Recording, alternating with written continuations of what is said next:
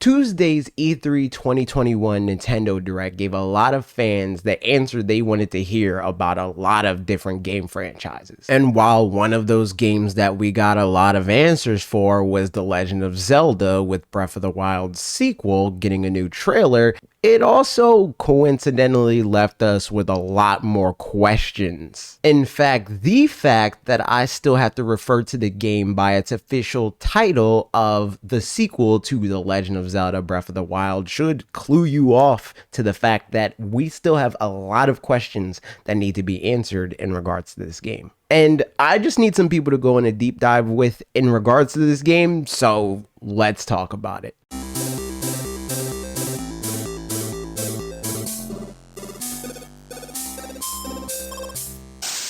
So after our Zelda hopes and predictions video last week and our Tuesday video mentioning that this game is the most hype announcement of all of E3, I'm sure you know how excited I am about the sequel to Breath of the Wild. And while the E3 2021 trailer gave us more insight into the game, just like an episode of Lost, it raised way more questions than it answered.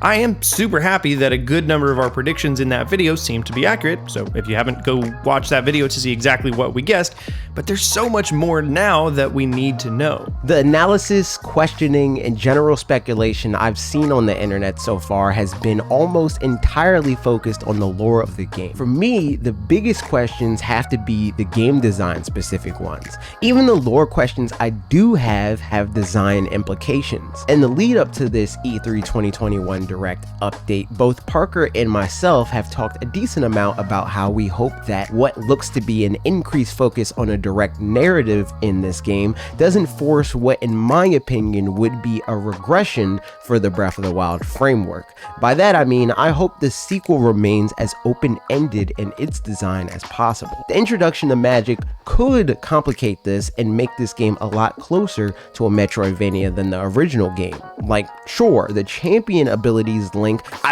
Zelda, unlocks in the original Breath of the Wild are a form of this, but they don't make important things possible. They make challenging things momentarily easier. You can scale any mountain in the game without Rivali's Gale, but it's a hell of a lot easier with it. And the same is true with the other three abilities. None of them are essential, they're just useful enough to feel that way. Is this the same line of thought the team behind the sequel approached magic with? Do I need to turn into Danny Phantom to get up here? Or can I do it by other means that are inherent or pretty damn close to it? Like the runes in the original game, and magic just makes getting there easier, quicker, simpler, etc. I know a lot of Zelda fans hope for a more traditional experience, but I'd hate to see them constrain an experience that works so well for more people than any Zelda game before it. I'm all in favor of embracing the legacy of what came before, but not at the expense of the new direction that worked better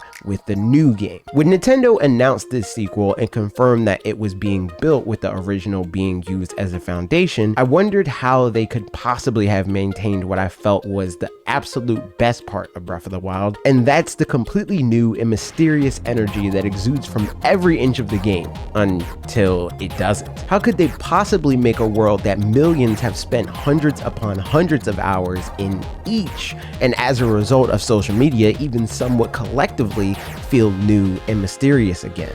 Of course, in part, it was assumed that they'd expand laterally, at the very least, having seen the caverns in that initial tease, and now even further with the sky world of sorts in the latest trailer. But will those feel like an extension of what we know, or will there be new elements that make the world, both new parts and old, feel just as new and mysterious with an obvious air of familiarity, which in the context of enough truly new and mysterious elements could be a resoundingly positive thing. The discourse that will probably never die as long as Breath of the Wild is a thing in the public's consciousness is weapon durability.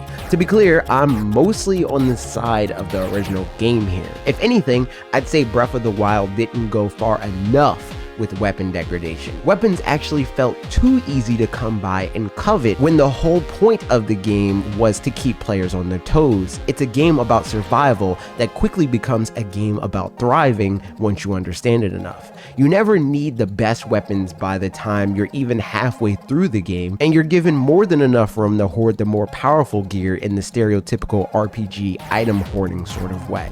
Will the sequel take a different stance in response to this discourse, whether that be making them less durable and better incentivizing cycling through weapons like I would want, leaving it the same, or giving in to the thought that durability in general was a bad move and should be lessened or removed entirely? Of course, as this game's getting ready to come out, the age-old question will rear its head again of whether or not it should feature weapon durability. My feeling is that it will, and it should, but maybe that it could have a few tweaks. But none of that at all is confirmed in the trailer, as we only ever saw his weapons sheathed, except for one. In this scene, where Link is fighting something that may be like a modern iteration of a wall master or something, he's attacking that monster with fire. However, it's not coming from his new magic arm, it's coming from his shield. And at that, it's not even coming from his shield. The shield itself is just a regular traveler's shield like we see in all the Champion Link promotional material from Breath of the Wild to now, other tnin what I think is Zonai Link in the sky that has a new shield. The fire is actually coming from this mechanical dragon head seemingly attached to his shield that's a spitting image of the Zonai depictions of dragons from their ruins across Hyrule. And this brings up a bunch of questions, like, is this an item Link can use at any time? Is there a timer associated with it like with the Sheikah runes? And if not, wouldn't it be too OP? Otherwise, is it somehow tied specifically to this location? Like you can only use some items in certain dungeons so as to make those dungeons each have unique puzzle mechanics, but not have to break the overworld by making some items too overpowered from one area to another. And if it's not that, and this item can be used everywhere, will it have durability too? Does it use a magic meter? Honestly, understanding just this Zonai Fire Dragon Head thing could really unlock some answers to questions all across the game. One of the points that we harped on in our predictions video was on the Zonai, which haven't been confirmed at all for this game specifically, but there absolutely does seem to be some kind of unifying thematic civilization or culture at play here, whether Zonai or otherwise. Tons of structures have the same kinds of symbols on them and designs, and they are not Sheikah. But the thing I wanted to touch on is something I specifically brought up in that video, which is enemies, especially mechanical ones. We see this one big green enemy in the trailer that's obviously powered by the same green energy as Link's hand and the hand holding who we assume to be Ganondorf. I was hoping that in lieu of the Guardians and other Sheikah tech patrolling the world like we see in Age of Calamity and Breath of the Wild, that we would instead see some Zonai tech that may even be reimagining of old enemies, this one potentially even being an Igor.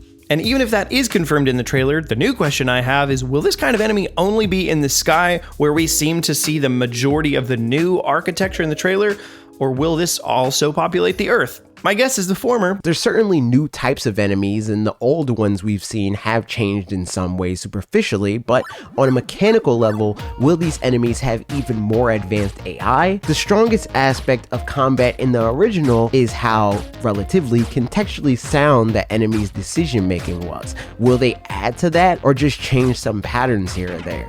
Ultimately, my expectations for this game, for better or worse, is for this team to continue the work that Breath of the Wild advanced on a game development level. And I do firmly believe that they do plan to progress on that initial goal and push even further beyond what they established with the original game's AI. And I also think that there's going to be new battle patterns. I think that there's going to be more enemies, but what will these enemies be? And will they feel like they're improvements in a smart way? Will they feel bullet spongy? Will it be a sort of thing where it's just new attack hitboxes that we have to get used to?